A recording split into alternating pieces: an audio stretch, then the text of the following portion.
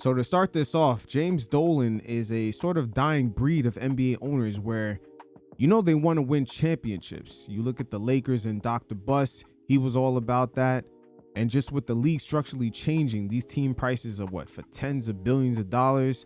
A lot of private equity money is being used in order to purchase these teams. Also Saudi money, like the Lakers owner currently right now. Winning for a lot of these franchises might not necessarily be the priority. Low-key, a lot of the tanking issues the league is trying to address this season is because there's just too much to gain out of doing these things.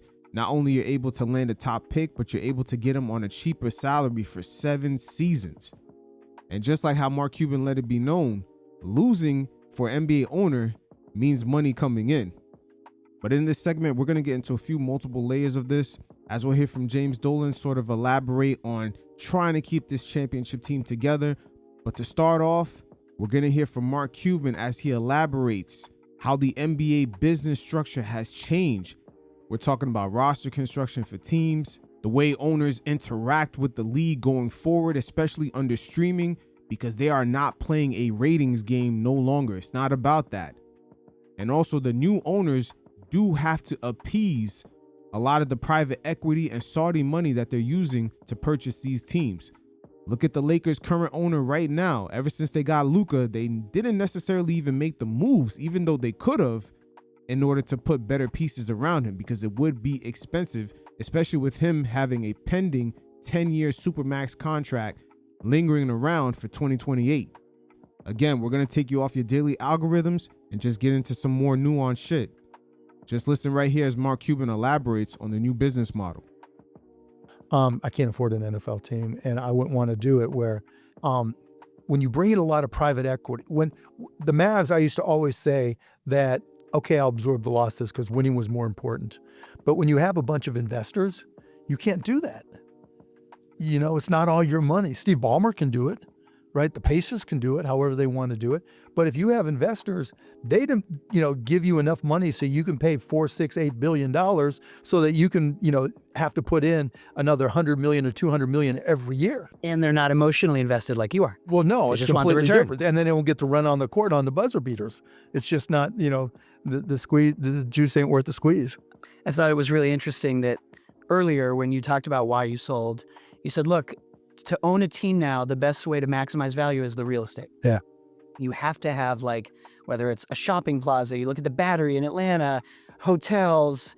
I mean, I'm from Boston. I always think of Patriot Place, which was years and years ago before this became a trend. But it's a giant mall, and there's bowling and restaurants we had and Victory bars. Plaza at the American Airlines Center, and it did okay, but that's not the business I wanted to be in. The best part about owning the Mavs was I could go out in the court and shoot before a game, and when there was a buzzer beater, I can run on the court and not get arrested. But the emotional connection of it is intense. The anxiety levels, the mental health levels are intense. And so, it was draining, and I just thought okay, it's time. I didn't want to have to worry about building whatever. I didn't want to have to worry about private equity coming in, and the conversations in the Board of Governors moved from, okay, how do we make it better for fans? Not that they don't care about fans, but just the conversation in the Board of Governors meetings was all about valuations. And that right there is definitely a different relationship. You see now for a lot of these new NBA owners, the team itself has moved into a different asset class, which is real estate. That's what the Dumont family down there in Dallas is trying to do. They're trying to build a world-class resort around the arena. And eventually down the line, when the laws catch up, they want a casino within that ecosystem. The Golden State Warriors was one of the first teams, I would say, in the past few years that have achieved this. They have a whole ecosystem of just things that can generate money, from commercial real estate to fine dining, shopping, a flea market. The Warriors don't necessarily have to play in the arena in order for them to generate cash flow. So a lot of funding is needed in order to set that up. And that's why the Buss family had to sell the Lakers. They pretty much got priced out of owning an NBA team. That's why in the past few years, they fell so far behind the Golden State Warriors when it comes to net worth, even though they are the darling franchise of the NBA. I mean, when I bought the Mavs, I paid $285 million. 10 10 years later, the NBA could not sell the Charlotte or the New Orleans team to anybody.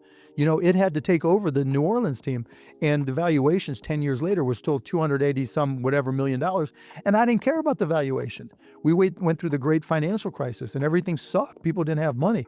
I wasn't worried about that. I cared about winning, and then we got to the point where franchises got so expensive, it was almost always, some level of private equity involvement.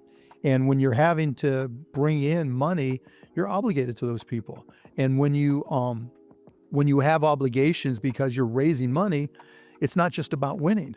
Because all those people you brought in, particularly the private equity guys, they don't want to write checks for capital calls because you went into the luxury tax or you were above the second apron. AKA the reason why Luka got traded. That pending Supermax contract, along with Kyrie Irving's contract, would have had the new Mavericks owners paying over $100 million a year in luxury tax. And after spending $3.5 billion or just $4 billion to buy the team, they probably weren't into that. Same thing for the new Lakers owner. They have not yet improved the team ever since getting Luka, but yet they raised ticket prices in some sections about 45%, even introducing a new 3% admin fee for season ticket holders, which never existed before. So a lot of these new owners are in a situation where they're ready to pimp out some of the fandom. That's not why they're there. They're not running on the court on a buzzer beater. They're not, they might get, free beers and a chance to get some balls signed for their kids, or maybe they get pictures, and they can bring their kids in the back. It just became a different beast, and it wasn't near as much fun. Now, see, what's interesting to me is you have guys buying teams who they can't afford it themselves, and that's okay. Bill Chisholm, Celtics, $6 billion, they're approved initially, and then they go out and get the money. And as you alluded to, there's not many places to look other than private equity. And they're in it for the turnaround, and the valuations are hockey sticking like crazy. Right after the Celtics $6 billion, you had the Lakers at a $10 billion valuation to Mark Walter. So now as you look in the next 10 years, you got to think PE is almost always going to be involved. And let me say this, a lot of that private equity and Saudi money, they're going to want new stadiums and these teams to move further away from the density of these big cities. That's how they're going to get that whole ecosystem around the arenas with hotels, fine dining, and eventually they want that casino right in the same spot. And, I don't mean it to be like a Pollyannish question, but is something lost now in owning a team? Because as you said, you loved it for owning the team. It's totally different. Yeah, it's totally different. I remember when I came in and I was the young guy and all the old school owners just hated my ass. Hated. There was one guy, the guy who owned the Pistons, I think it was, and I'd gotten fined already a couple times. I hadn't even owned the team 6 months. And he stood up in a board meeting. No, I stood up at the board meeting and he was, shut your motherfucking ass up until you have done something in this league. And then I started to respond to him and I called him by the wrong name and David Stern had to step in. But it was just a different vibe. And then as those guys got out, then people came in and they were more like me, right? They loved the game. They played some, even if they just liked it, right? They played some, and they were more vocal, more connected to the players. And now it's PE guys, and it's run much more like a business than it is as a passion. And that's where we get a lot of the recent tanking issues where it gets so bad that the league actually has to address it for multiple parts of the season. Those analytical and PE guys definitely see the benefits of not only getting a star player for the cheap for about 7 seasons, but also not dipping into the second apron and participating in luxury tax payments from other teams. And that doesn't apply to everybody. There are certainly exceptions, but it just changed completely. And, I sold at the end of 23, but I literally had written an email to Adam Silver in October of 22 saying this is what I'm going to do and gave him these exact reasons. We had Mark Lazary in here, who he was in that seat. And I asked him about selling his stake in the Bucks and just how much of it was about Giannis, which he alluded to a little bit. Now, he, like you said, it was time. Now, Mark Lazary and his business partner, they co-own the Bucks. They're another two sets of owners that saw that pending contract for Giannis hitting that luxury tax, especially with the league introducing the new second apron rules. and they read the writing on the wall. It definitely was time for them to sell because things were set up for them to pay a luxury tax on that team, probably hitting $80 million plus a season. Also with Mark Lazary, he has entered into the whole investment, private equity side of the business where they're strategically participating in certain facets of the game when it comes to that real estate play that I mentioned earlier. But I also wonder to what He extent was only there you thought 5 years, yeah. Well, that's right. I mean, did you think about the team we have right now, or that didn't come into play? Didn't come into it at all. Okay. Not at all. We had Luka, and the team I put together went to the finals. We were in, decent shape. Maybe not perfect, but decent shape. And so it really had nothing because players come and go. It's just the reality. Father Time is undefeated. It would be good to get another ring, though. It's always good to get another ring, but it's not so easy. It takes more luck than anything else. Or there was going to be a Vegas team. Well, everybody already knew that Vegas and Seattle were the leading candidates. But, Dallas is one of the fastest growing cities in the country. If you want to do a casino and if you want to build and you're into real estate, there's no better city. And so it made perfect sense. In basketball, I knew exactly what I was going to do when I took over the Mavs. I just don't have a fix for bringing in fans. And by the way, what I did when I got to the Mavs, I did two things. I would bring in bands who would play at halftime. So I would have Casey and the Sunshine Band. I would have Bootsy Collins playing at halftime, and after the game. So we'd tease them at halftime, and then we'd play them after the game. But you had to come in before the end of the third quarter in order to be able to stay for it. And then when I first bought the Mavs, anytime the Mavs won, I would open up a $4,000 beer tab in the bar and let everybody just come in and drink. This sounds like a lot of fun. You don't miss it? You don't want to buy it back? If there was any chance of being able to do that anymore, I would, but that's just not the game anymore. Fans know it's not always going to go your way. Fans know there's going to be seasons that you thought were going to be good that turn out bad and vice versa. But if you're sharing in the misery as an owner and you're telling them you're going to do what you're going to do, right, and how you see it, that's beautiful for fans. That is the way every owner should communicate with fans.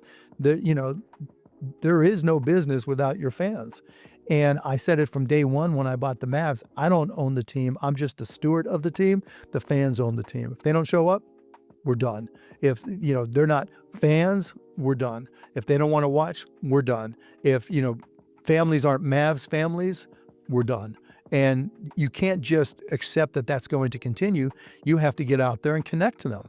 You always saw me take pictures, always. You always saw me sign autographs, always. We've seen James Dolan come out and interact with the fans a lot more. These new tech bros and just private equity guys don't have the same relationship, and it's not really a guarantee the way we used to know the Lakers owners as being people that wanted to win. Same thing for the Celtics. That aura those franchises have of just being championship franchises is not really a guarantee with these new guys coming in. They've already sort of moved like it. The Celtics quickly got rid of money off their books when things looked a little shaky. Same thing for the Lakers.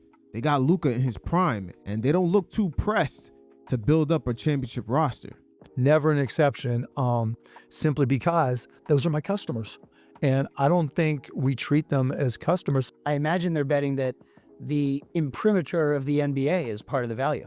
Of course it is. You're in bed with the ultimate. Of course it is. And there's true value there, right? But part of it is all that money is just supposed to go right to the owners, right? This is just an equity valuation play for the owners.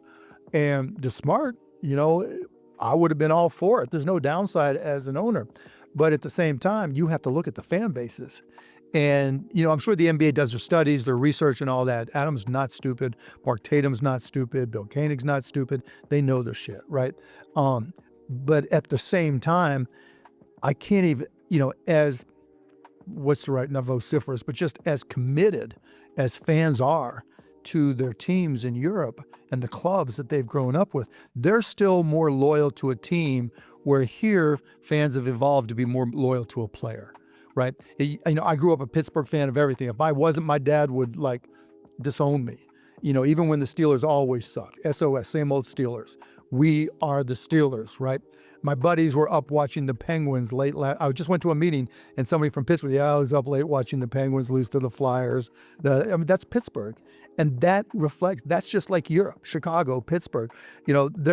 That's the way they look at teams. And walking into that set of circumstances thinking just because you're the NBA, I think that arrogance will backfire. And the fans have a lot more options, especially different generations of fans when it comes to entertainment. They don't necessarily have to wait on a tanking team to actually come up. That right there is a blind spot that some of these private equity guys have when it comes to the fan loyalty. They assume it's always going to be there. And even Mark Lazary has been on record saying that during those times, they could keep raising prices. Matter of fact, you can hear directly from him. Just peep the mindset. And remember, he's no longer on the owner's side, but he's on the investment side when it comes to these franchises. Look, you only make money in sports three ways. So it's ticket sales, sponsorship, and media. So if the Celtics win again, they'll be able to raise ticket prices anywhere between 10 to 20%. If you have a team that's the worst in the league, that team is still raising prices 5, 10%. Nobody stops giving up on their team. It's actually one of the great little secrets about pro sports. Every year, the whole mantra in sports is next year is our year, right? And everybody believes that.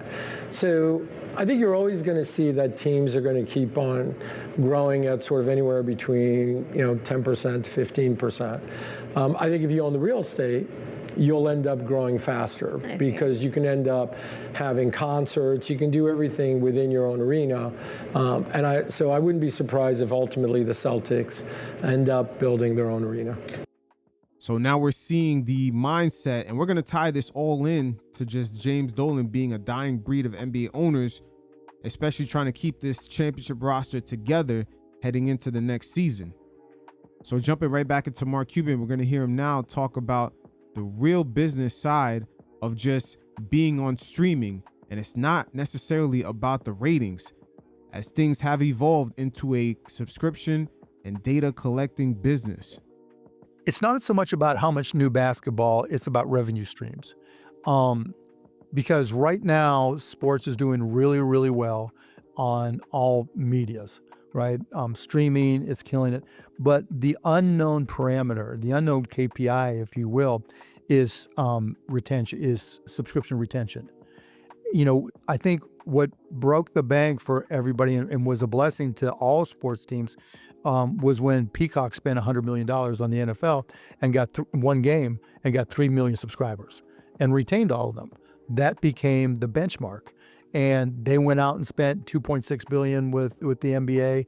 And, now that they've got about 9% churn, I don't know what the number is that says above this number, it's not good, or below this number, it's fine. But it's not about ratings anymore. We like to cover, you guys love to talk about ratings. Ratings are irrelevant. It's subscriptions and churn. Do you create new subscriptions? Because that's the money. Yes, they sell ads, and yes, they want to sell more, but that's not the primary source of revenue. Now, not everything has the sticking power of NFL and getting one NFL game. Even the NFL, right? I mean, every professional sports, any league that makes their money from TV, quote unquote, right, whether it's streaming or linear, understands that linear TV is dying and is becoming completely dependent on sports, And so when you have 60, 70% of whatever it is of your revenue coming from basically one industry, we would give you shit on Shark Tank. And so that has to be a concern. And everybody looks to that and says, well, we can hopefully get a real TV deal / streaming deal and generate revenue there, or we can sell subscriptions. But I can tell you, when you look at the individual team subscriptions, local subscriptions for NBA teams, they ain't all that. And that's where James Dolan has an issue with Adam Silver, because for the Knicks, it was kind of all that compared to the other teams. And the way the league is structured today, sort of like an NFL style model when it comes to that TV revenue, giving it out to all teams equally, it took away some of the power that the Knicks have by just continuously diving deep into luxury tax. Long gone are the Isaiah Thomas type years where the Knicks continuously dive into the luxury tax, and James Dolan doesn't necessarily even look pressed. Under streaming, some of the Knicks' superpowers have been taken away when it comes to the local MSG network TV revenue. Again, all this applies to James Dolan trying to keep this championship team together. And so there's still a lot of risk associated with what's going on. Dying, but not dead yet, as I like to say. I mean, we're living through the transition period. Yeah, that whole thing when streaming started 30 years ago and we said that, this is what was going to happen, just took a little longer than we expected. But it's still completely dependent, other than maybe Amazon, on subscriptions. And you've got Netflix going to event-driven sports, and that works for them, but their numbers aren't going through the roof. This is the interesting thing about today's overall landscape. The tech companies have a different metric of success that works for them, but it doesn't necessarily work for any entity that partners with them. The NBA right now, they're in a good media deal, but long term, just looking at subscription renewals as a source of just success, it's going to look funny in the light down the road when they have less and less fans. Especially the connection with the NBA is quite different with younger generations. Ratings overall is a good sign for the league and overall health going into the future. Basing success off of subscription renewals, it only works out for the tech companies long term. Like Mark Cuban said earlier, they want Mavs families, aka NBA franchises, being embedded and passed down from generation to generation, and that is not a guarantee the way the tech companies are measuring success on streaming. Have they reached a ceiling where you can do event-driven or a couple games or Christmas Day? I don't know. But the idea of the ratings are up, the ratings are down, meaningless numbers.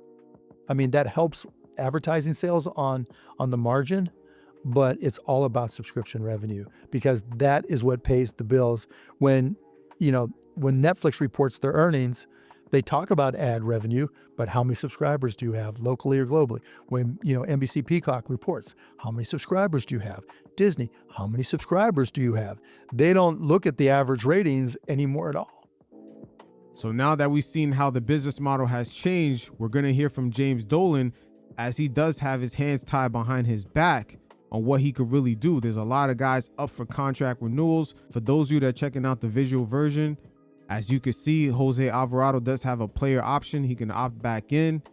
Mitchell Robinson will be an unrestricted free agent. Same thing for Landry Shamet, Big Mo, and Ariel Hakporti. The Knicks are just below that second apron by $10 million, according to next season's cap projections. So again, these are interesting times because the Knicks do need their credit for the fact that they adjusted the way they built this roster brick by brick as the league structurally changed. These second apron rules were not around in Leon Rose's first couple seasons with the team. Matter of fact, we got to give a shout out to Brock Aller, the way he was able to manage the cap and not even have the Knicks hit the second apron while on a championship run. Again, a lot of things came into play here. You got the development of Deuce McBride, Mitchell Robinson, Leon Rose and his team being able to pivot away from those bad contracts with Nerlens Noel, Derrick Rose, and I believe even Kemba Walker in that 2021 draft to free up the cap space in order to land Brunson and give him that $100 million contract.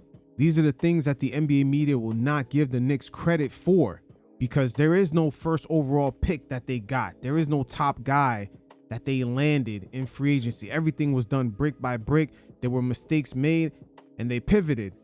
All this happened while the league kept on shifting structurally with these new second apron rules. But check out James Dolan right here as he elaborates some of the implications of trying to keep this championship team together. Well, we actually already have met about next season. Right? Is that right? Well, I know you guys The are draft working is soon out the upon. Duke point guard already for the draft, which is next week. Right, the draft is Yeah, that's the it never thing. stops. I mean, when you go all the way to the finals, your time period to prepare gets really crunched. So so Leon and I met on Tuesday, and we just did the first overview of. Is there a next feeling season. from you and Leon, having had that meeting, similar to what the Yankees did this year, a run it back kind of sense, Or do you think there might be potentially, based on individual contracts, that while the core will be the core, do you think there's a chance that we have 2, 3, 4 player turnover or no? First off, most of our guys are on a contract. Right. Right. We have a couple guys who are not. If we could bring back the whole team, right, exactly as it is, I think why wouldn't you, right? But I don't know if we're going to be able to. Just contractually. Right. Just contractually. And some guys right. are going to get bigger paydays, and good for them. Right. Yeah. I mean, we're willing to stretch, right? But there's certain things in the NBA that you have to be, suicidal to do, and we're not going to do those. The one of them is called the second apron. Cannot go into the second apron. Got it. But but that's up to Leon, right? He's making all the decisions. You're just stroking checks, right? I'm just telling him how big of a check I can write, right? I'll write as big of a check as possible, but I can't write a check that goes into the second apron. We've spent on this team over, a lot, sure, right? Not just on the players, but on the infrastructure. Now, right there, James Dolan pointed out one thing with the infrastructure. They spent a lot of money on it. In today's league, a lot of things behind the scenes when it comes to medical staff, the kind of detailing and teams of people you need, even with the hire Brock Aller, the cap guru. There's a lot more technical things behind the scenes that cost more in order to keep the maintenance of some of these organizations. It's one of the reasons why the situation with Zion Williams down there in New Orleans is so bad, because they don't spend enough money on the medical staff. Some of their other departments are lacking. Even with Jeannie Buss and the Lakers, some of the behind the scenes departments, in order to keep the franchise up to date, is not up to par. But again, James Dolan is a dying breed of NBA owners who deep down inside actually wants to win. Like any other business owner, he probably got in his own way, but he struggled to find the right people to hire for a long time. And this championship run was a very narrow window that the Knicks, I would say, they had to hit. You got a new coaching hire entering into a pressurized season. Things even look quite shaky towards the end of the season when the Knicks had a couple of bad road losses to Charlotte, Oklahoma City, and especially in Houston. And that loss right there said volumes when it came to the defensive effort and just the way the team didn't quite look ready heading into a championship run. Later on into the same week, after the win against Chicago on April 3rd, James Dolan ended up coming down and speaking to the team directly on the importance of them just being locked in. Once again, you don't hear these type of things from NBA owners nowadays. The Buss family over there in LA, we knew their father set a standard about winning. James Dolan for years have been chasing that championship. But you look at the fact that the Lakers sold, the Celtics sold. There's new owners coming in with private equity and Saudi money. Their relationship as far as being owners of these teams are starting off quite different off rip. And a lot of these new owners are not in a position where they can fall in love with the team a certain kind of way. But check out James Dolan right here, as there is a moment that will be a relic of him just speaking to the team directly, as he felt the need to say something after some of their bad losses to end the season. And we got a lot of gems out of it, especially of why they moved off of Tom Thibodeau. You guys check it out. And I don't purport to know a whole ton about basketball, even though I've been doing it for 30 years. Not like you know, for sure. But I decided to come talk to you because I didn't want to miss the opportunity. I believe that this team can go all the way. And in my 30 years of doing this, I've never felt closer, right, to achieving that goal than right now. This team can win it all. And when I look back at this, after this summer, I look back at this time, I wanted to say to myself that I didn't hold anything back. I didn't want to that they say, oh, I wish I had talked to them right back now, this time. So I'm doing it. I'm going to tell you what I think. I'm going to tell you how I feel, and I'm going to be asking of you I don't know if you understand what it would mean for you to win a championship this year, to win the NBA championship. It would be life-changing for all of us. It will stick with you the rest of your lives. And if you don't win, you'll be thinking about it the rest of your lives. And so will I, because I don't know if we're ever going to get this close again. We might, it's possible, right? But right now, this time, we're as close as I've ever seen a team be going into the playoffs. What that would mean to win a championship, to get a ring, to have ultimately have your numbers up on the rafters, right? You will forever, ever be a part of New York City. No matter where you go and what you do the rest of your lives, when people introduce you, even if you become the President of the United States, right? They'll start off with NBA champion 2026. I guarantee it. That will be, even if you don't want it, you won't be able to avoid it. That's what's at stake here. And we have a rare and unique opportunity to do it. And it's not just you guys, the players, it's all of us. When I look back at this season and this last year, there were some significant changes that we made. This is the team, though, right now. You guys and all of you. This is the team that we wanted, that Leon and I wanted on the floor now. You know, we made trades, right, that we will be criticized or have been criticized about. We made a coaching change that shocked the world, right, last year. And that's all going to be part of this story for this season. If we win a championship, we'll be geniuses. If we don't win, we get knocked out in the first round or the second round, we will not be geniuses. And we'll be second guessed forever. Now you look at a statement like that, we'll be second guessed forever. James Dolan at age 71, he feels that father time knocking. The fact that he came down and spoke to the players directly. Damn. It's just, once again, you see the structural changes of the business. This kind of relationship with an owner wanting his team to win is going to be rare going forward. Don't let the rest of the NBA media fool you, telling you that James Dolan is a bad owner. Because some of the new guys that are coming in, their relationship is mainly off of P&L spreadsheets. Just look at the Last Dance documentary with Michael Jordan. The Bulls owner was very nonchalant about Michael Jordan being part of his organization, even going as far as siding with the GM, because somewhat in his mind, he's probably not a basketball person. He assumed that they can build another team and have a similar success with a future player. Fast forward today, they have never ever reached the same heights.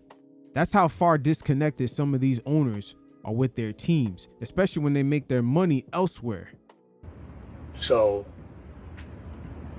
just to tell you, and that's true across the board, that this is not just a player thing. This is a whole team, this whole organization thing.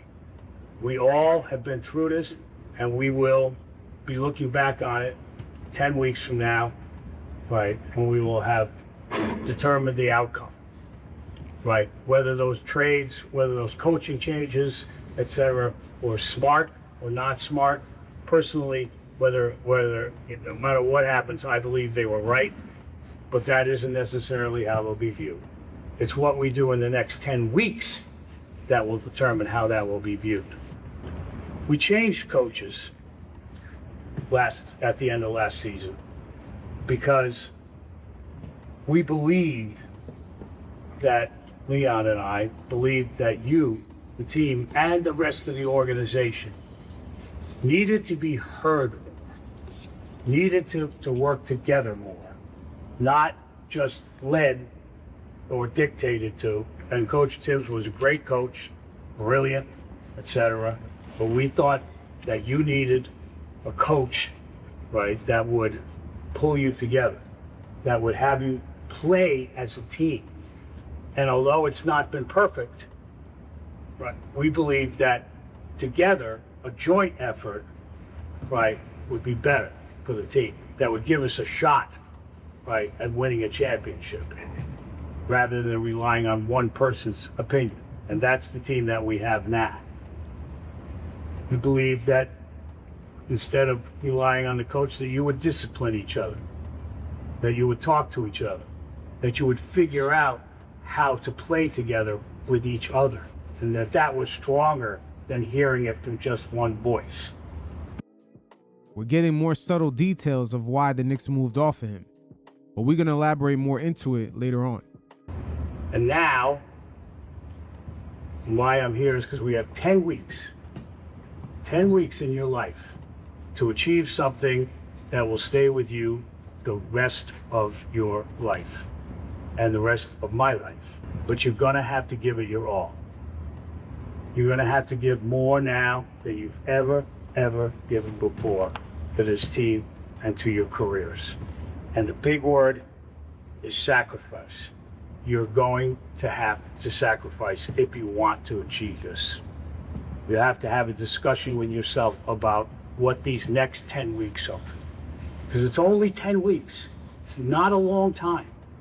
But if you can now focus yourselves, sacrifice everything around you for these next 10 weeks to win that championship, I believe you can do it. I've seen you do it this season.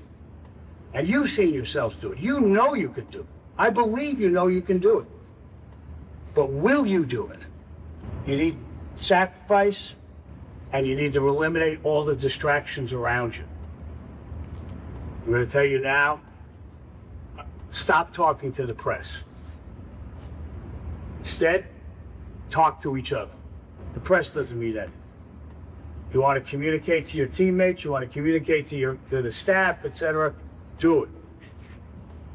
Just forget the press. It doesn't matter what the public thinks of you. I can tell you, I've been doing this for 30 years, right? And at the end of this 10 weeks, what you achieve is what the public is going to think of you, not what you say, right, in the press conferences or etc. It's what you will have, what the outcome will be in 10 weeks. That's when what you say will have real meaning. In the meanwhile, talk to each other. Give your concerns, your gripes, etc. Do it with each other. Make a commitment to that. I got some other suggestions for you. You need to up your practice. You need to pay more attention to your diet. You need to sleep better. You need to be ready for every game. And just let me start on that point. That is not something you start on the first game of the playoffs. That is something you start right now, today. You have to practice this, right, for this game and the next 4 games, so that you've got a rhythm to yourselves when you get into the playoffs. I suggest that you go home and you talk to your families, you talk to your girlfriends, your wives, etc., and you tell them about the next 10 weeks, about how you're going to be different the next 10 weeks, and how your families are going to sacrifice for the next 10 weeks. I had this idea that maybe you should give up sex for the next 10 weeks. You don't have to give up sex for the next 10 weeks. But, Jake, but, like Spartans, you know what Spartans are? Right? They denied themselves, right, so that they could have an edge. Get the edge. Go home, talk to your wives, tell them, don't tell them you're not going to have sex, don't tell them it was my idea, but let them know what this is going to be like, what your commitment is going to be like, and how they're going to have to sacrifice too. Those concerns at home, they can't come on the court. They can't come into the practice. For the next 10 weeks, this has just got to be all about us and about how we play. It's not who we play, it's how we play. Because I believe this team can beat anybody in the NBA. We've already shown that we can. So it's not who we play, it's how we play. Once again, listen to the tone of James Dolan. This is a rare moment right here. As Mark Cuban early in the segment had elaborated, the previous owners did not like the way he had that close relationship with the players and just the overall team, the way he was on camera, the way he cared. He changed the perception around that relationship. And James Dolan, to a degree, he has that same passion. These are interesting times with these heavy analytical, let's tank a whole season on purpose starting in November. There's a major disconnect right there between a lot of these new owners, especially the tech bros, and that relationship with the fan base. They're not necessarily cultivating an environment to make sure the league is still having a next generation of fan bases down the line. Right now, us as the NBA viewing audience is experiencing this in real time because that transition is slowly happening right now, and private equity has no emotional ties to it unless there's profits being lost. That's the beautiful thing about sports. You see that there is a community aspect to it. You could look at the energy from all the watch parties. You need these things mixed in with the business side in order to cultivate what we have now with this whole NBA ecosystem. Within those watch parties, you see multiple generations of fans. And with a lot of these new entities coming into the NBA, they're not creating the same atmosphere. It's much more transactional. This is what Mark Cuban was referring to earlier in the segment. So when you go home and you talk to your brides and your significant others, I do want you to tell them one thing that I said. When we win the championship, right, we will get rings. And when we get rings, so will they. I will buy a ring for each one of your significant others. It's because their contribution is going to be very important to this team winning. And you know, if you don't have a significant other, most of you do, find someone that is sharing this journey with you for the next 10 weeks and make that person come with you, right? And we'll give that person a ring. We talked about the coach. I talked about Tibbs, how we did it last year, all right? How Tibbs led us last year.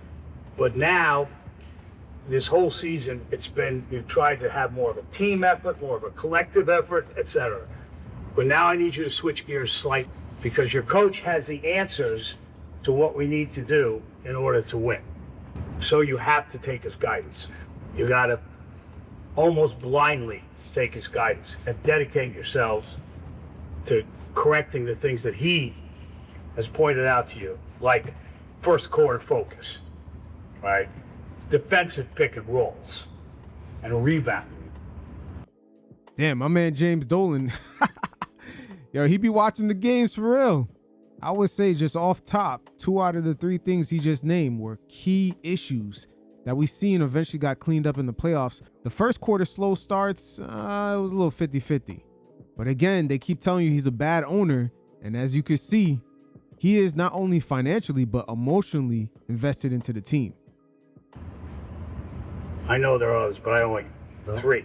Okay. Fix those 3. The next 10 days, fix those 3 things as part of your focus.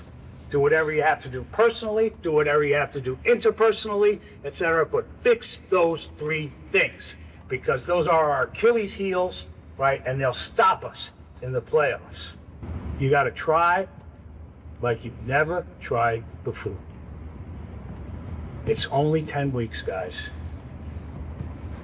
You got to go for it. Every day for the next 10 weeks, you got to go for it. You got to say, I don't normally do that, whatever it is, right? You got to say no, right? You got to leave nothing on the table. You must go for it. That's basically it. I believe in you guys. I believe in this whole group. This is not just a player thing. This is an entire organization thing. We've been working at this for years to get ourselves to this point. And now, 10 weeks. Can you do it? Can you focus for 10 weeks? If you do that at the end of 10 weeks, we're walking out of here with rings, right? And we're walking out of here with a moniker on ourselves that will never, ever go away. Me too. Do it. Commit to it. Go for it. Let's go. Wow. We're sort of watching a billionaire owner make a dying wish to a genie in a way. At age 71, watching the whole league structurally change, he can no longer outspend his way to a championship. This may be his last chance. And to come down at the right time. Remember, that was towards the end of the season with a lot of bad losses on that road trip against Houston, Oklahoma City, and the Charlotte Hornets. So we were all feeling it. Was this team really going to go all the way? Because shit looked kind of shaky. The Mike Brown hiring was definitely being questioned. And right here, James Dolan further elaborates very subtly on why they moved off of Tom Thibodeau. What happened after game 3 against Atlanta Hawks, where it seems like a light bulb went off or a switch was flipped? Because in game 4, from game 4 on in Atlanta, they played differently. And I'm trying to figure out, was there a meeting? Was there a conversation? Did someone raise their hand and go, hey guys, I figured it out? Is there any insight you can give us to that, other than Mike telling us Karl Anthony Towns did go to Coach and Leon and say, hey, maybe we should try having me at the top of the key, run the point like Joker does, to try to open up the offense a little bit more. Outside of that. Well, that's the great thing about Mike, and is that, Carl can go in and say that, and Mike will listen to him, and he'll consider it, and he obviously He implemented So it. truly collaborative. Right, truly collaborative, right? So, I don't know. I'm not inside the players' heads. But that was why we did the things that we did, was so that they would think about it together, right? And so, I was at that game. That was the game. I sat next to Stefan in that game, and it was like the second quarter, and we're like, 40 points. That was crazy. 40 points. Who wins by 40? Right. Who's winning by 40 points in a playoff game? I think there's a word that you can't use on TV or radio. You're like, what the bleep is going on there? I was blown away. And it actually got to be a lot more than 40, then went back down, right? But 2.5 years we've been investing in wellness. I can tell you that our wellness team, right, knows, they do load management. They test the guys for strength, for evenness of strength. They predict injuries. They literally do. They predict injuries. They say, you know what, like Landry, right? They're like, this is how they measured Landry's strength in his shoulder, right, and said, he can play, but they said you can only load him this much. Got it. Right, and so it's really scientific. It's extreme, very data driven, with a lot of measurement, et cetera. And we've invested in all of that stuff, and we have a lot of people on staff that do nothing but that.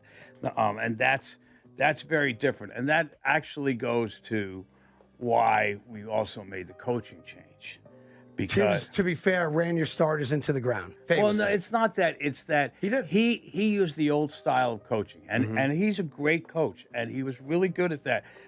But the old style of coaching is everything comes through me. I make every decision, right, and basically I'm the smartest guy in every room.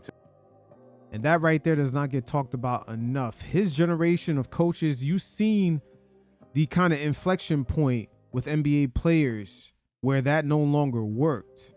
I would say Carmelo's issue with George Karl, Larry Brown's issue with Allen Iverson, Phil Jackson when he came to be the president of the Knicks.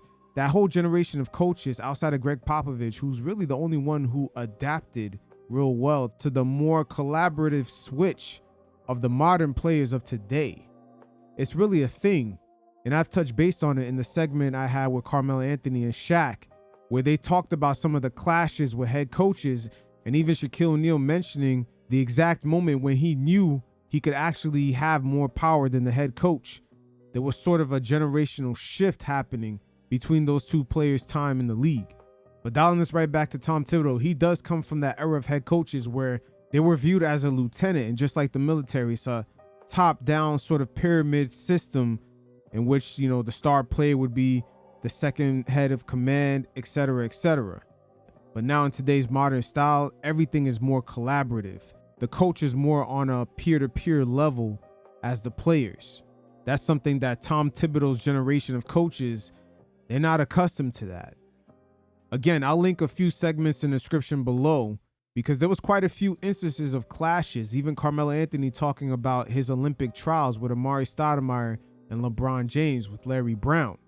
I would say Allen Iverson's issues with Larry Brown was the beginning of the inflection point where stars were kind of viewed from an organizational standpoint of having the same leverage of power as a head coach. But going back to Mike Brown, there were certain parts of the season where we seen him give kudos to guys like Rick Brunson with certain lineup changes. He definitely fits the more modern style of coaches today. And with Tibbs, most of the times he wasn't the smartest guy in the room. But, you know, we had all these resources and we needed a much more collaborative approach. And Mike, of course, right, really, you know, I mean, you know, witnessed by that whole exchange. What was interesting about Mike Brown? And last but not least, James Dolan also touched base on apologizing to the fan base during the parade for the long championship wait. Once again, not too many billionaire owners actually put themselves in a vulnerable position when they don't really have to. Look, I should have done it earlier. You know, I mean, my whole career, the whole time I've been with owning the team, et cetera, I've tried to learn, right? And some of those lessons came pretty hard. Sure. Right. And I wish I was smarter or knew how to do it better, right? But I did finally, I mean, I can't say I've got it all figured out, but we did win a championship. Yes. Can't take it away from you. And, you know, I wished I knew what I know now back then, 25 years ago. I probably would have made a lot of different decisions. But, you know, I mean, I'm sorry it took so long, right? But I'm still here, and I got the knowledge, and we got Leon, and we got this team, and, you know, we won a championship, and now let's go do it again. Let's go do it again.